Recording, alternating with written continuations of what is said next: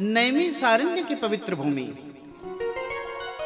जहां 88,000 संत बैठे हैं केवल सत्संग की चर्चा करने के लिए। लेकिन ठीक उसी सभा में एक अचानक नई युवक संत का आगमन हुआ है। मैं तो कहूं 20 वर्ष की आयु, एकदम नौजवान है। और वहां पर जो संत विराजमान हैं, कितने चतुर्युगी बदल चुके हैं जीवन में पता नहीं। चतुर्युगी समझते हैं? कितने बार सतयुग, कितने त्रेता, कितने द्वापर, कितने कलयुग बीत चुके हैं जीवन में। ऐसे वृद्ध संत विराजमान हैं। लेकिन जैसे वो नवयुवक संत आए ना, सब खड़े होकर के जय जयकार कर रहे हैं। संत तो वास्तविक में संत ही होते हैं। आहा। संत जी ने कहा, बाबा क्षमा करिएगा, उम्र को यदि झांका जाए, आपके परपोते के बरोबर भी नहीं उतरूंगा मैं। और आप इतने इतने बड़े विद्वान, इतने बड़ी उम्र के संत बाबा बैठे और मेरे खातिर जय जयकार करें, क्या बात है वो?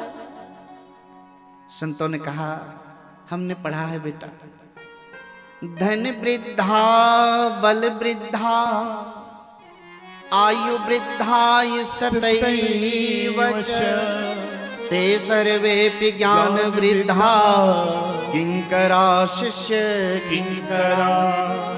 हमने जाना है, कोई कोई धन में बड़ा होता है, कोई कोई बल में बड़ा होता है, कदाचित कोई कोई उम्र में भी बड़ा होता है।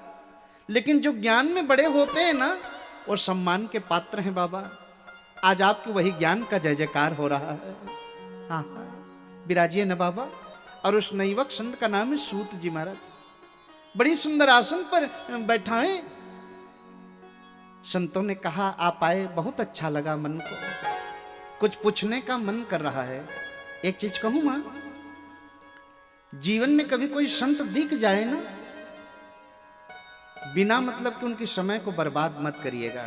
दो चीजों से ना बिल्कुल सावधान रहिए, संतों के क्षण और अन्न के कण, दोनों बड़े महत्व की है। हमारी वजह से किसी संत का क्षण बर्बाद ना हो जाए, इसका प्रयास करना। ये भागवत आज आपको यही सिखा रही है। कोई विद्वान संत मिल जाए तो प्रश्न करें तो कैसे करें। क्या है हमारा जीवन, क्या है ना, कोई भी संत विद्वान दिख जाए बस प्रश्नों की झड़ी लगा देते हैं। और माताओं को तो मौका मिल जाए सामने बैठने का, बाबा दुकानदारी ठीक से नहीं चल रही है। कैसे चलेगी बाबा? घर में जवान बेटी है, कब होगा विवाह? ये फालतू प्रश्न करके किसी के संत की क्षण की बर्बाद मत करिए। अगर प्रश्न करना है मेरे प्यारे, एक ही प्रश्न करिएगा, कोई महात्मा दिखे तो, गोविंद से मुलाकात कैसे होगी, भगवान से मिलने का तरीका क्या है? और ये प्रश्न आप लोगों ने यदि कर लिया ना मां में, तो संसार का सबसे सर्वश्रेष्ठ प्रश्न क्या है आपने। और वही सिखा रही है भागवत कि कोई संत मिले तो पूछे कैसे। शौनकादि ऋषियों ने कहा, हे सूत जी, आज एक ही प्रश्न मन में उठ रहा है। सूत जी कहते हैं, बताइए ना क्या कहना चाहते हैं।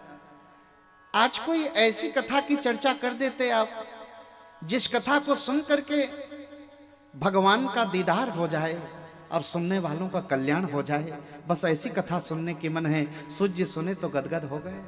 अवश्य ऐसे ही मैं कथा सुनाऊंगा, जिस कथा को सुनने मात्र से परमात्मा का दर्शन और सुनने वाला का जीवन धन्य हो जाता है। ऐसी कथा तो मैं अवश्य सुनाऊंगा आपको आज।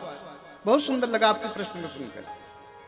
लेकिन कोई भी कथा सुनने से पहले ना प्यारे, 5 चीजों का ध्यान होना चाहिए। 5 चीजों की विशेषताएं बताइए कथा के लिए। क्या क्या है महाराज? पहला तो प्यारे, कथा के लिए स्थान कैसा हो, स्थान की चयन करें पहले। कैसा हो? कथा के लिए स्थान जो है बड़ा पवित्र, समुचित व्यवस्थाएं होनी चाहिए। श्रोताओं की बैठने की, बाहर की गाड़ी की इधर उधर जाने की जो अव्यवस्था कहें वो नहीं होनी चाहिए। वो उसके हिसाब से बढ़िया है। चकाचक है, रोड उधर छूट गई, कभी कभी गली में कथा हो जाए दिक्कत हो जाती है, हमें बार बार लोग इधर से उधर जा रहे हैं। सबसे पहला नियम है कथा के लिए स्थान। और दूसरी बात कही गई है भागवत का गान, इसे गाया कैसे जाए। मैं तो कहता हूं इसे ऐसे सरल शब्दों में गा दिया जाए कि अनपढ़ को भी कथा समझ में आ जाए। अब मैं यहाँ 3 घंटे से बकबक बकबक करने लग जाऊं, आपको ही पल्ले ही नहीं पड़ रही, क्या फायदा। मैं अभी जितना भी आधा घंटा को सुनाऊं, समझ में आ रही है ना आप लोगों को भैया? बराबर समझ में आ रही है? हाँ देखो तब तो ठीक है। और तीसरा नियम बताया है भागवत का ज्ञान, इसे ज्ञान पूर्वक सुना जाए। ज्ञान पूर्वक कैसे महाराज जी? अभी पीतर पक्ष के पहले मेरी कथा हुई उड़ीसा में, गांव का नाम तो ठीक से नहीं याद रहा है। वहां जब हम लोग पहुंचे तो शुरू दिन कथा में बैठे ना, जितने श्रोता आकर के बैठे मेरे तरफ लंबा लंबा पांव करके बैठे। हमने कहा भैया ये? उन्होंने कहा महाराज हम लोग तो ऐसे ही बैठते हैं 7 दिन तक, तो आप चरण दर्शन ही करिए। हमने कहा गजब कर दिया। और कथा क्या कह रही है? यहां बैठने का भी नियम है। यहां कथा में आए तो सावधान होकर के पालती मार करके ऐसे सुखासन से बैठे। ऐसे पालती मार के जो बैठे इसे कहते हैं सुखासन। एक होता है दरिद्रासन, देवराज इंद्र को भी बुला लीजिए पृथ्वी पर और दरिद्रासन में बैठा कर कथा सुनवा दीजिए, उसको दरिद्र होने से दुनिया की कोई ताकत नहीं रोकेगी। इसलिए मेरे प्यारे सावधान, बैठे तो पालती मार करके। हाँ, शरीर में यदि दर्द है, आधी व्याधि है, तो 3 चीजों को दोष नहीं है। कौन कौन? बालक, वृद्ध और रोगी। अब बेचारा किसी का घुटना का ऑपरेशन है, कहूं पालती मारकर बैठो तो बैठेगा वो। अब किसी बच्चे को भैया सावधान होकर बैठो तो बैठेंगे। इनको कोई दोष नहीं है, लेकिन शरीर में आधी व्याधि नहीं है ना मेरी मां, तो सावधान होकर के सुखासन से बैठे। इसलिए ज्ञान पूर्वक कहा गया है। और तीसरी चीज बताई गई है, चौथी चीज बताई गई है भागवत का ध्यान। इसे ध्यान पूर्वक सुना जाए। किसी ने कहा कैसे ध्यान होना चाहिए? मेरी बगल में आकर के कौन पड़ोसी बैठी इसकी ध्यान नहीं, यहां से क्या कहा जा रहा है इसकी ध्यान हमें बराबर होनी चाहिए। और 5वीं बात कही गई है आपके कान। कान कैसे हो? बोले दोने के बरोबर। दोना समझते हैं ना?